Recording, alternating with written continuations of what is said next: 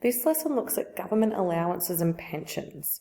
So our age pension is paid to seniors, aged 65 years and over, every fortnight to support them in their retirement. To receive an age pension, you need to have a low income and some assets, so keep that in mind. The tables below show the payment per fortnight of the income and the income tests that are used. So if you're single, $797.90, and a couple, $601.50. If that's to get a full payment. But to get a full payment and the earnings per fortnight, they can go up to a little if you have children as well. So single, it's $164 plus $124.70 per dependent child. And for a couple with a combined income, you get $292 plus $124.70 per dependent child.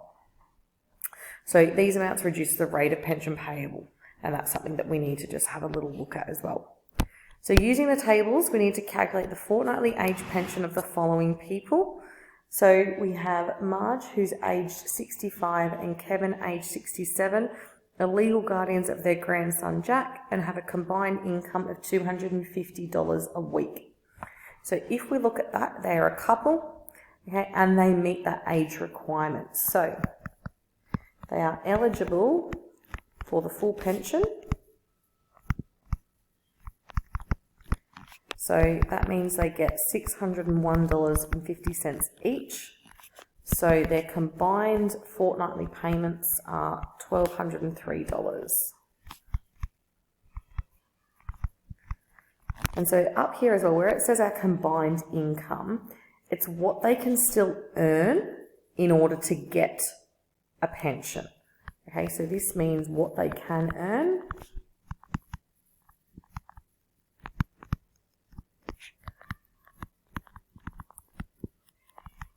to still get that pension amount. Then we have Jeff, who's 64, single and lives alone. So if we were to look back up here, it says you need to be aged 65 years or over. So he's too young to receive any pension. Okay. Then we go to our youth and study allowances, and you guys might know some of these, you might have heard of them. So you get your youth allowance, so 16 to 21 years if you're looking for full-time work or doing approved activities, 18 to 24 and studying full-time, 16 to 24 and undertaking a full-time apprenticeship, 16 to 17 finish year 12 or equivalent and need to live away from home to study or are independent.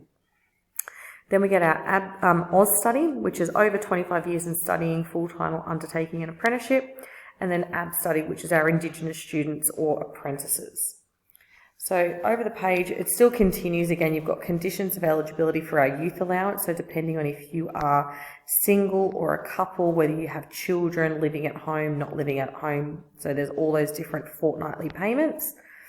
And then you get our Oz study. So again, if you're single, if you've got a partner, if you've got children, no children. So the amount changes depending on your circumstances. So using these tables, we need to calculate the fortnightly payments of youth allowance or Oz study for the following people. So Brooke is 17, second year apprentice hairdresser living at home. So if we look back to our apprentices, that was in our youth allowance. And so she fits into this bracket here. So this is Brooke. So she is able to get the youth allowance. And if we look at our youth allowance, she is single, she is under with no children and under 18 years, and she is still living at home. So that's how we look at this. Single, no children, under 18, living at home. So $239.50 is what Brooke is entitled to. But then look at Matthew. He's 30, studying part-time, living with his wife and 1-year-old son.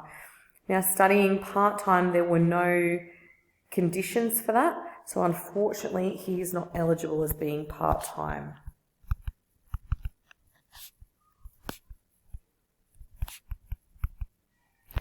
And then we have Melanie, who's 26, a single parent and studying full-time. So again, we're looking at this Oz study.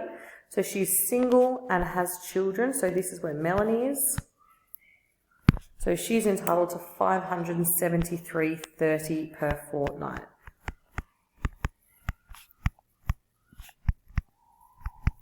So it's just looking at these tables and interpreting what the person is entitled to. We then look at our AB study, and again, it goes by your ages, whether you're single, whether you have children, and from there. So we want to calculate the fortnightly AB study payment for each of the following Indigenous students. Miles, who is 20, living with his partner and their 1-year-old daughter. So partnered and with a dependent child, and he's also younger than 22 years old. So this is going to be Miles. So he gets $480.50 per fortnight. Then we have Chloe, who's 27, single and raising her 3-year-old son. So we go to single with dependent children. She's older than 22. So this is Chloe. So she gets $571.90 per fortnight.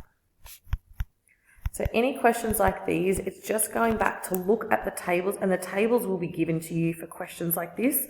You're not expected to remember all of these amounts and the different ages, whether they're with children or not with children. So make sure you check the table and read from there.